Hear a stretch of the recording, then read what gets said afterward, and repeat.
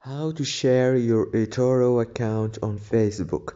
Hello guys, in today's video I'm going to show you how to share your Etoro account on Facebook. So first thing we do, we go to Etoro. As you can see, this is the home page. Now if you want to share your account, you have just to click on the top corner right here and then click on your profile and choose this icon in the top corner and then click on Facebook and you will be able to share it directly.